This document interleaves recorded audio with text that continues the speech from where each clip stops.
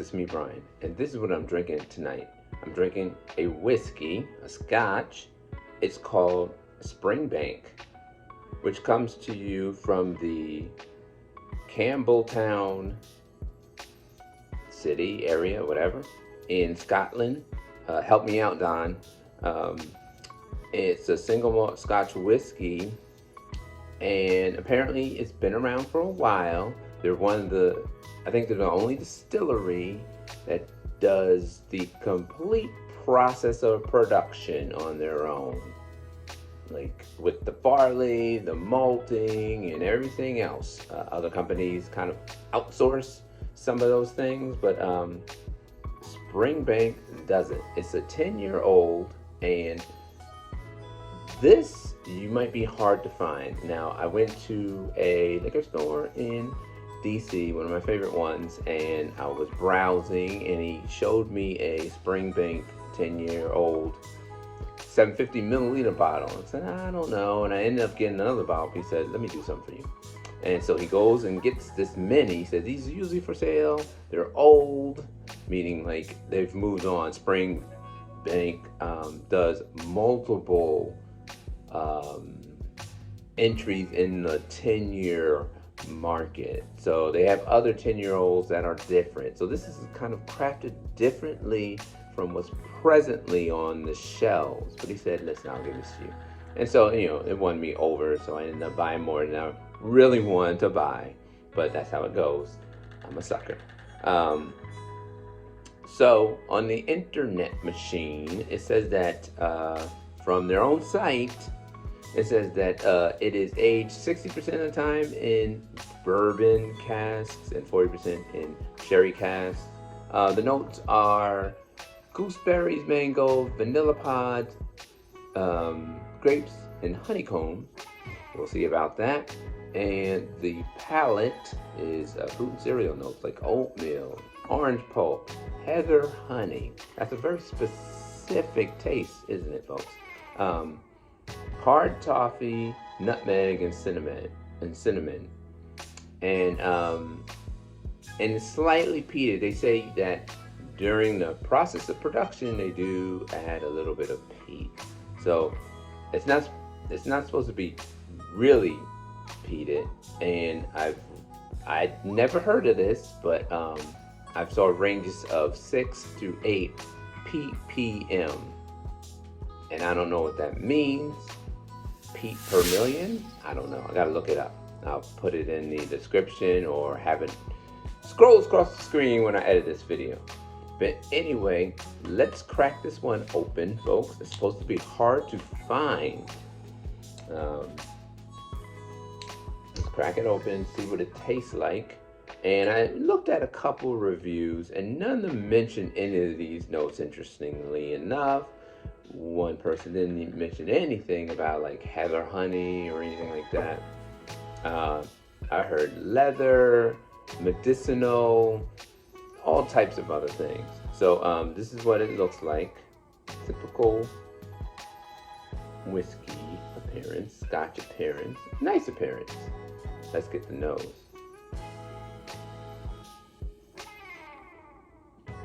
Now I do smell a little bit of smokiness with the nose.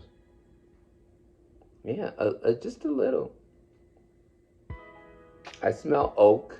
Now, the internet, the producers themselves didn't say no oak on their description, but one reviewer did say oak. Vanilla, no.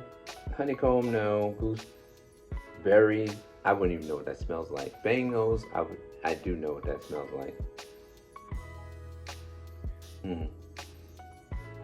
I smell peat and like oak. Maybe a little cherry. And maybe a little orange. Anyway, let's get to drinking. Prost, my friends. Or schlecht der Bach.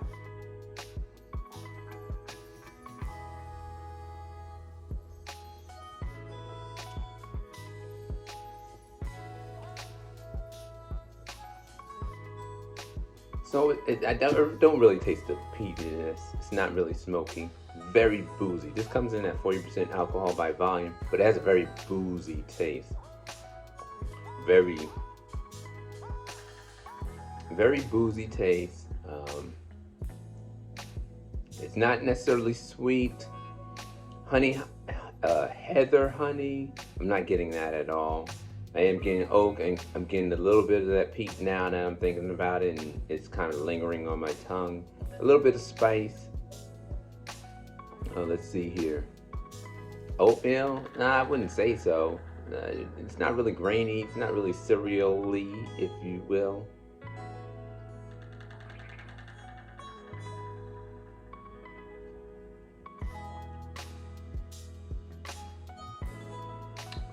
I do think I get a little bit of cinnamon.